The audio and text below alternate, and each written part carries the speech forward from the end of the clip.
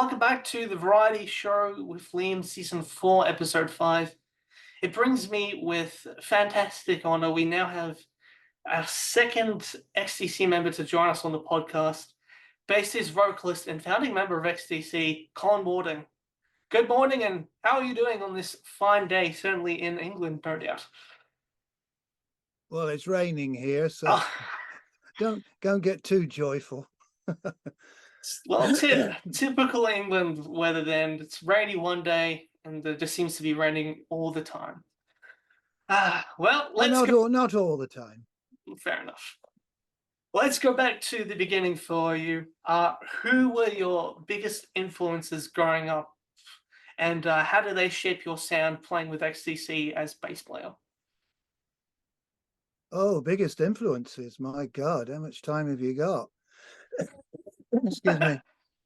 Well, obviously mum and dad, up to a certain extent. But musically, lots of bands, really. The Beatles to begin with, I think. Pop music of the time, in the 60s, growing up. I enjoyed the tunes of the bands of the 60s, chart stuff,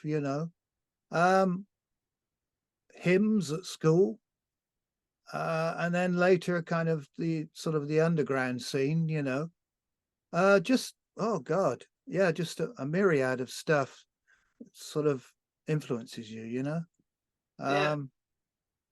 Do you want me to name names?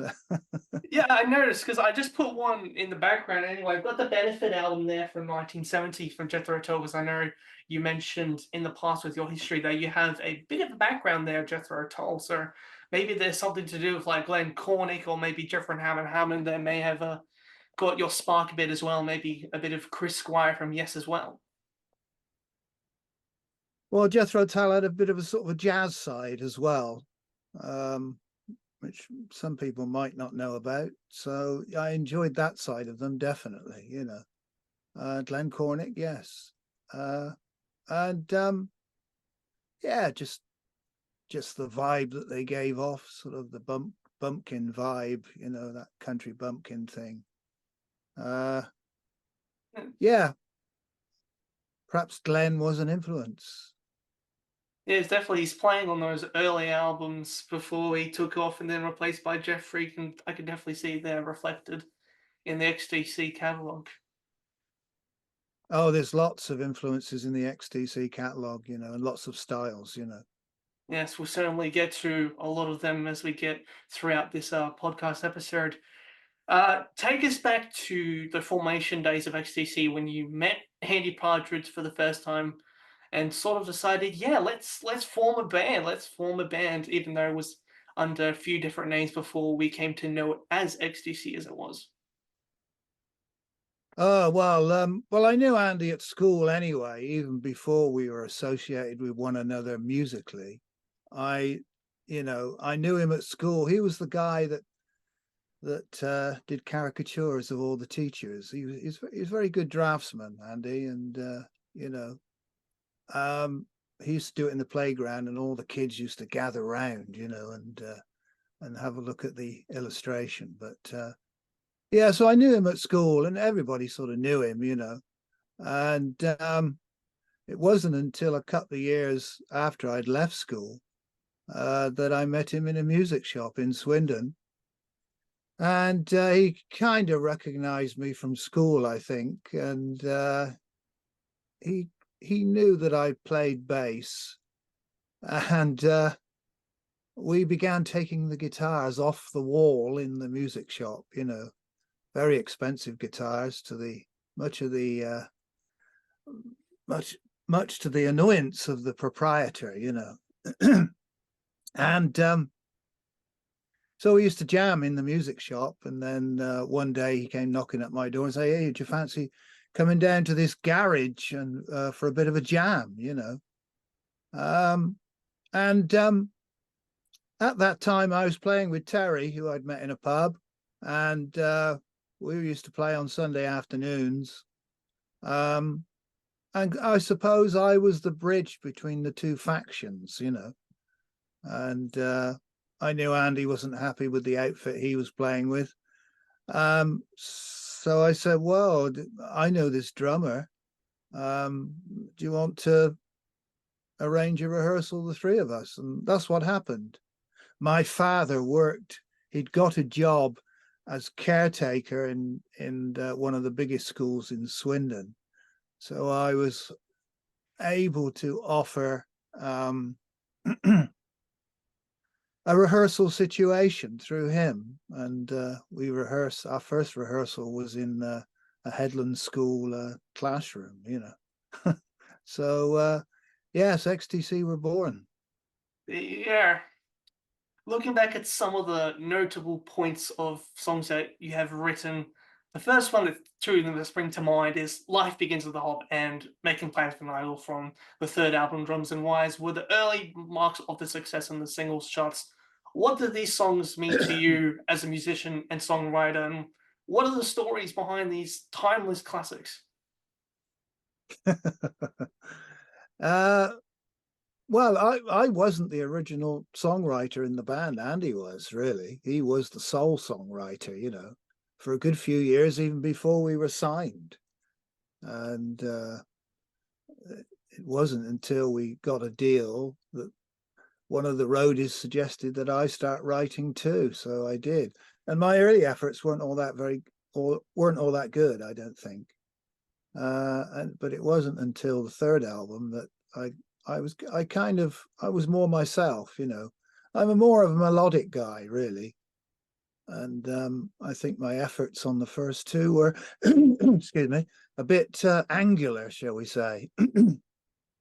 So, yeah, I began to write in the vein of more myself, I think, which was melodic. And lo and behold, we had a hit. My God. So the Usurper had a hit, so which was challenging, to say the least, but we got through it. And so we were on our way. So subject matter, who knows where that comes from?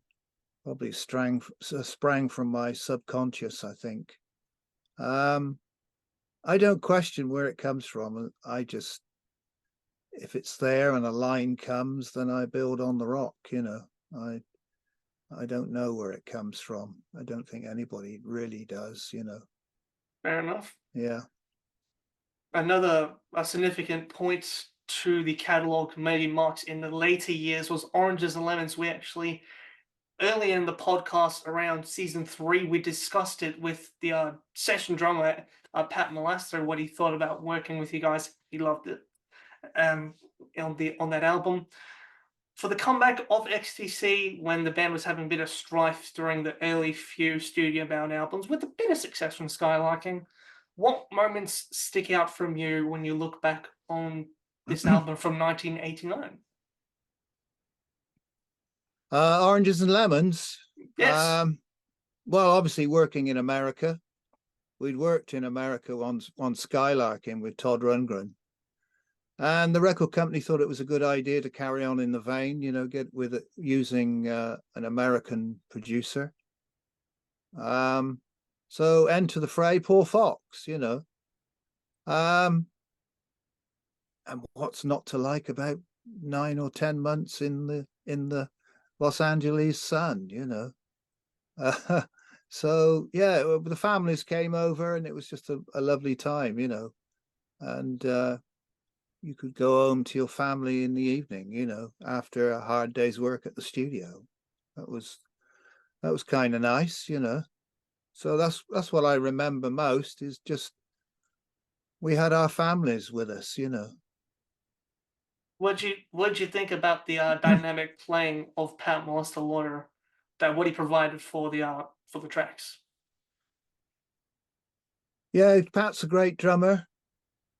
And his work commitment is second to none, I'm sure he did a lot of background work before he even came down to the studio, That's what I remember most, his diligence, really, and his eagerness to please. And yeah, he's a great guy. Absolutely lovely drummer. There's a few songs I want to touch on that you have your name to from past albums, from all the albums. Starting with 10 Feet Tall, I really enjoyed this one. A greatly produced one and definitely showcases that melodic sort of style of XTC. 10 Feet Tall, yes, just sort of sprang from nowhere, really. You know, I had a pretty good melody and feeling all buffed up with love, you know, and yeah, I don't really have much to say about it, to be honest. It's such a long time ago, and you know, how does one know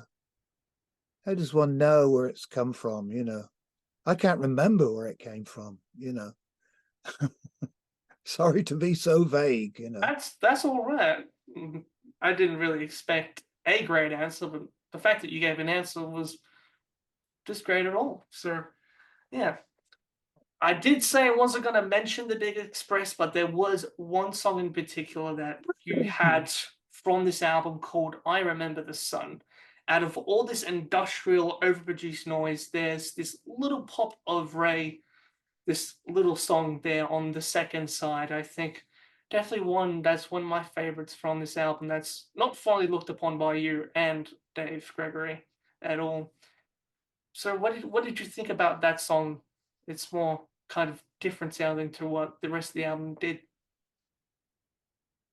well, I think when we can't find a way of uh, approaching a song, I think we usually jazz it up. You know, we used to say, well, let's make it a jazz thing. You know, so we, you know, it was plenty of ride cymbal and you know all the jazz things and uh, upright sounding bass and that kind of thing, you know. So yeah, we really couldn't find how to do it, and it wasn't sort of jazz orientated to begin with. It just sort of mooched along, and so yeah, it was quite a departure from the usual stuff on the record. It was quite, I remember rightly, it's quite vicious guitar things, really.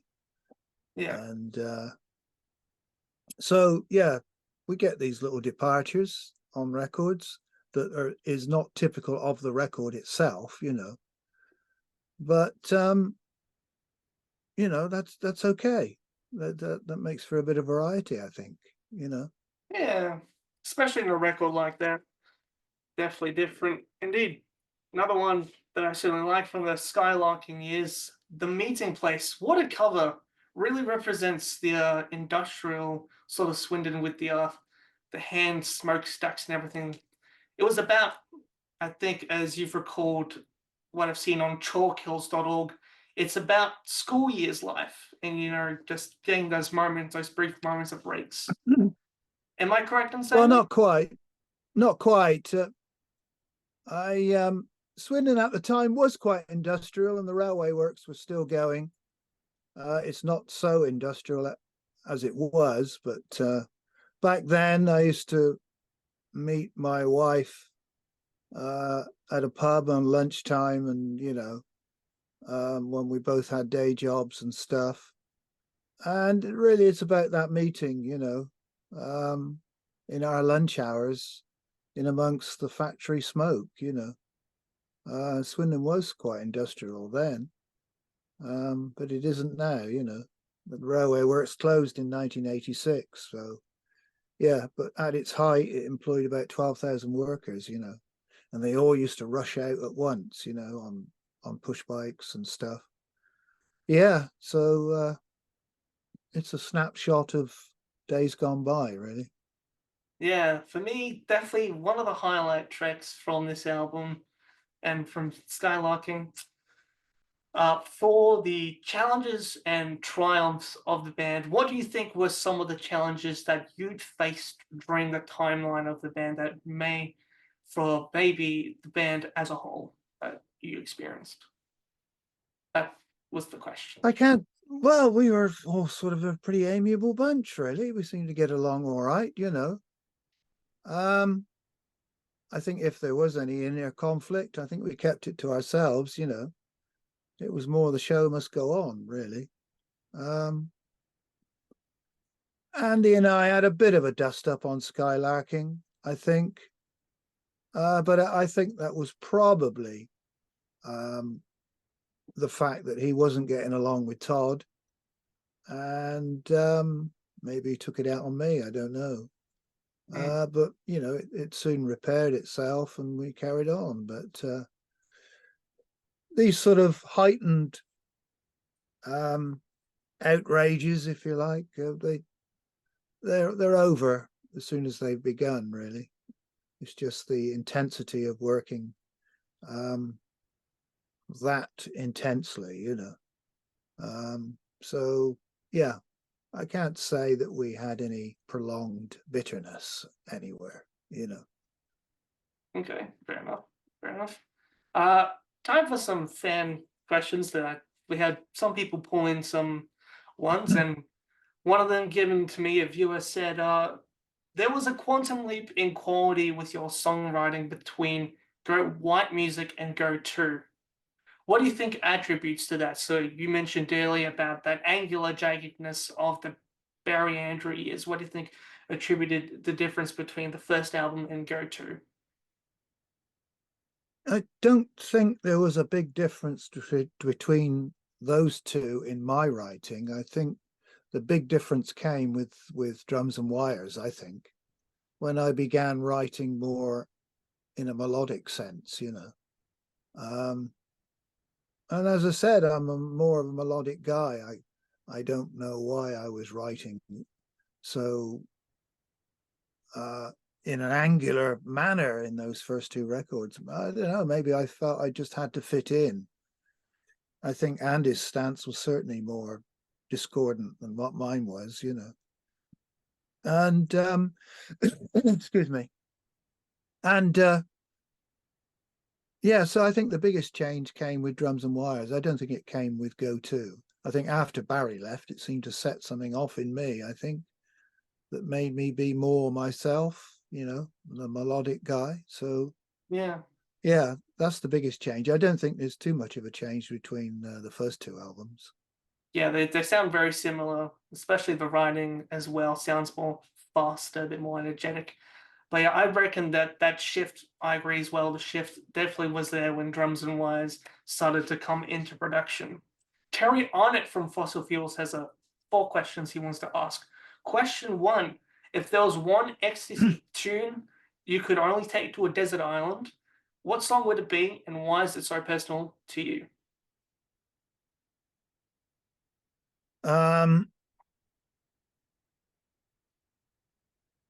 I don't think I would really take any XTC tunes to a desert island. Sorry. It's all right. But if you held me down and say you gotta have one, I don't know. Just pick one, really. Just pick one. Probably I'd probably take Scatter Me, which is not an XTC tune, but it's a TC and I tune, Yeah. But yeah, if I had to take one of my own, it'd probably be that one. Okay. And he also asks, out of all the bass lines you've played, so this will kind of really test the memory a bit, what was your favorite to play? Oh God, I hadn't thought about that, I have to say. Yeah. I enjoyed playing the Mayor of Simpleton, I think. That was quite good. It was pretty challenging. One of the Millions. Oh, God, name one, Yeah. Yeah, I enjoy playing bass, and so I'm sure there's a good few to think of, But yeah, I think probably those two are probably near the top of the list, Yeah, there's so many pick, you can't really hold down a concrete list. Uh, No, there's too many to choose from, and I've forgotten most of them anyway. Fair enough. He would also like to thank you as well for the support towards Fossil Fools over their 14 years. We are forever thankful. Fossil Fools, yes, Their tribute they're very band. good. They're Yes, I know. Yeah, they're yeah. very good. Uh, Moving on to some of the obviously the major project that you did after XTC kind of diminished was TC and I. So this random sparked just to come back a little bit for music after you had a bit of a sort of a falling out with making music. What was this project like coming back to create music once more again? Oh well, our old drummer Terry came back from Australia. Basically, that started the whole thing. I'd started the EP. I had it in mind that I was going to do a 4-track EP before Terry arrived on these shores, and I'd already started it. But when I heard that he was coming back, and indeed that he was in the country, and that he had no designs on going back, I think he was getting divorced or something. It was a clean break for him. So he was back in the country, and we went out because I hadn't seen him for so long. We went out drinking one night, and collapsed in the corner in a heap, and so yeah, it was good to see him, and I hadn't seen him for years, and I thought after that, I wonder whether I should pop the question, would he? Would he? I don't know. So I said to him, "Do you fancy coming in with me on this EP? I've already started it, but we could call ourselves something, a unit of some sort." And yeah, so he ummed and ahed, he wasn't sure. He hadn't drummed for years, so he thought he'd be a bit rusty, and we were, but yeah, he warmed to the idea, and so we started TC and I. And that was yeah, we did the EP and some gigs, and it was fine. Yeah, Excuse me. that's all right. Yeah. And then coming back and doing all those live gigs or returning on stage for first time for whew, since a very long time. So how did it feel after those gigs that you'd done all the live performing again? Did it really just at that moment spark what it meant to you as a musician to be on stage and really having a good time playing the music of XTC and of course the TC and I material from the EP? Well, I was intrigued. I thought to myself, well, I knew Terry wanted to play live, definitely, because that's his thing. It's not really my thing, I have to say. I've become conditioned to working in the studio all those years, and I actually got to like it. So I really didn't really want to do any gigs, but I knew he did. So I thought, well, why don't we do a set piece somewhere? Set something up locally, and we'll do like a set piece where we don't have to break the gear down, and we can, we could sleep in our own beds, and so I set this thing up at the art center in Swindon, and my God, I had no idea that it would go around the world and people would want to come from all over, all over the globe. So yeah, so that was a surprise. The attendance factor, that was marvelous. Plus, I was intrigued, I suppose, to find out what some of the XTC songs would sound like, even the ones that Terry didn't play on. That was. I thought to myself, well, he didn't play on them, but I'm sure we could do a rendition of them, Yeah. and that was it. So we rehearsed and rehearsed, and we were a bit ropey, but throughout the summer of 2018, we rehearsed and rehearsed, and then we did the gigs in the November, and yeah, they turned out really well. So yeah, Yeah. the crunch came though. The crunch came when obviously Terry had got he'd got the blood in the nostrils now, and wanted to do more gigs, and that really wasn't me. Mm. So I didn't want any resentment building up. So I said, well, perhaps we'll leave it there then, and you can go off and play some gigs with other people. So that was it, really. I didn't want to do any more gigs. So we both had different agendas, really. So yeah, we left it there. Okay. Well, I'm still yet to see like any of the full gig of footage. Well, it's probably pretty smart. They probably had some rules on no filming or whatever, but I've seen some snippets of it. It looks pretty great. So yeah, you've done a great job for those small run of gigs. Oh, thanks. Cheers. You're Yeah. welcome.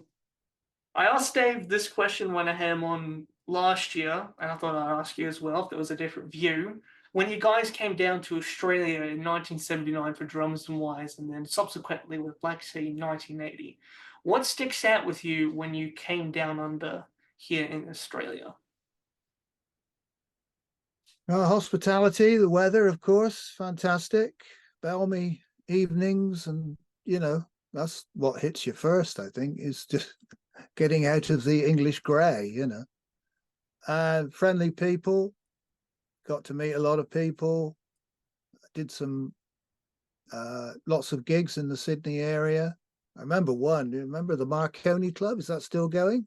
I have no idea. I'll have to check on uh, the old Google for that one. But I have seen the Festival Hall gig, which was done on Black Sea Tour, which that was recorded, I think, for Night Moves for Channel 7. Yeah, and we did. I remember this character Meldrum. Is it Molly Meldrum? Molly Meldrum, yes, the host of Countdown. Yeah, is he still around? If I He may, is still kicking. He's still alive and kicking. Yes, I remember our interview with him. You're quite an amusing chap. So yeah, Yeah.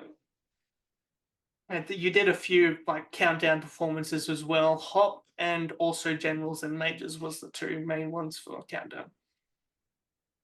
yeah. I think you can pick those up on YouTube. I think they are on YouTube. Yeah. Well, thank you very much, Colin Moulding. It's great to hear a bit more about XTC, learn a bit more about some songs, and just seeing where you've been up to these days. Yes. Well, there you have it.